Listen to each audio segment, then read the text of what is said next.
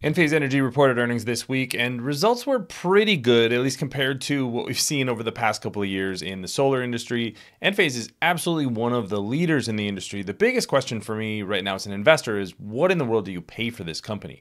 Currently, as I'm recording, the enterprise value to sales multiple for Enphase is over 8. That is just astronomical for a company that is a hardware and software company. So it's kind of with that context that I look at these earnings reports. Two things can be true. This can be a very good company, can be a leader in solar energy, can be absolutely the company that you want to own, and it can be too expensive. But let's dig into the numbers and put some context behind those thoughts. My name is Travis Hoium. Thanks for watching Asymmetric Investing. Please subscribe here on YouTube for all my content, and thanks to this video sponsor, The Motley Fool. If you go to fool.com/ASYM, they'll give you their top 10 stocks to buy right now. Let's dive right into the report. So this is the third quarter earnings report. You can see that quarterly revenue, $380.9 million. I'll put some charts up to put some of these things into context in just a second. Gross margin was 46.8%. Non-GAAP gross margin of 48.1% with the IRA benefit.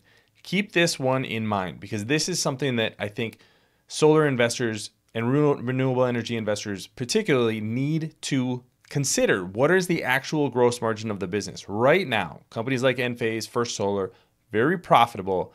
But what happens if the IRA goes away? Excluding the IRA benefit, that non-GAAP gross margin goes down by 9.2% to 38.9%. That's a good business, but it's not an amazing business. You could also go down to their non-GAAP numbers. Look at Q3 2024, a 10% reduction in net income.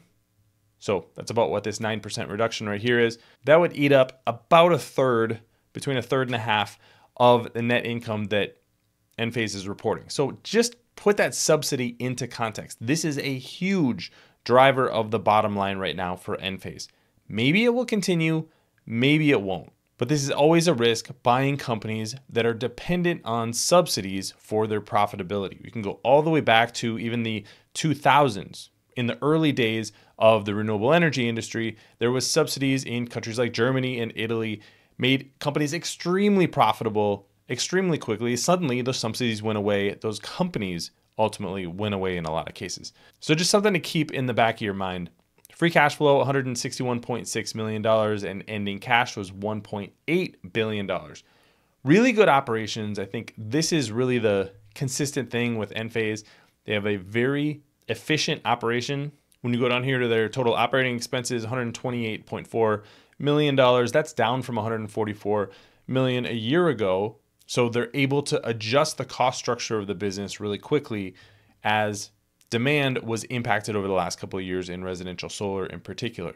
Outlook is the other thing to keep in mind. Revenue is expected to be in the range of $360 to $400 million. So about flat. Gross margin 47 to 50% with the IRA benefit. So still keeping those margins about the same. And the IRA benefit expected to be right around $40 million. So things are kind of steady as it goes for Enphase. Of course, the fourth quarter is going to be a little bit of a down quarter because you're getting into the winter months here in North America, Europe, some of the areas that are the biggest areas of demand for Enphase. Hey, buddy. Just a minute, okay? Management also said the inventory for the industry was kind of back to more of a normal level.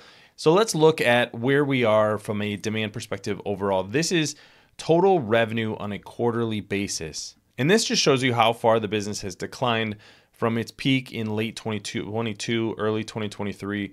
They were doing over $700 million in revenue per quarter at that time. Now, a little over 50% of that. Now, this chart's a little bit busy, but this is the quarterly net income and free cash flow. You can see that despite as bad as things got in the solar industry, there's only one quarter of negative net income for Enphase. So that just shows you how flexible this business has been, how strong their operating margins are. You look at a competitor like SolarEdge, their numbers look much worse than this. So they're sitting in a pretty good position, still generating positive free cash flow every quarter, even in that downtrend for the solar industry. So solid trends for Enphase. Again, the challenge is, what do you pay for this business? Thanks to our friends at The Motley Fool for sponsoring this video.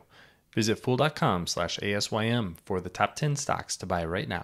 I'm going to just start with some of the multiples as I'm recording. Like I said, price to sales or enterprise value to sales. Mind you, that enterprise value number pulls out the cash that's on the balance sheet. So that is included in the enterprise value. That is 8.4. That's a very expensive stock, especially for a company that's making a piece of hardware. And when you look at those IRA benefits that I talked about earlier, price to earnings multiple 180, that's probably not the best multiple. If you look at the forward price to earnings multiple, that's 22. That looks much, much better. That's because they do have pretty high margins. So what investors need to balance now is the strong position that Enphase Energy is in today and the way that it could leverage that into a better position in the future. I think this has really been the story of the company over the last couple of years. Is it's not just a microinverter company anymore. Now it's more of a holistic company. You add in batteries, you add in EV charging. Those are segments that are going to continue to grow. Both of those segments will probably be a little bit lower margin than Enphase typically had on the microinverter side, but it's going to make their gross margin on each installation overall higher and give them much more upside for the business overall. You also, as you add those components, you expand your strategic strength within the solar industry. One of the things I think we figured out over the last couple of years is that the installers actually don't have a lot of strength or power in the market. Those are the companies that have really struggled over the last few years. They're really dependent on financing to be able to keep their businesses afloat.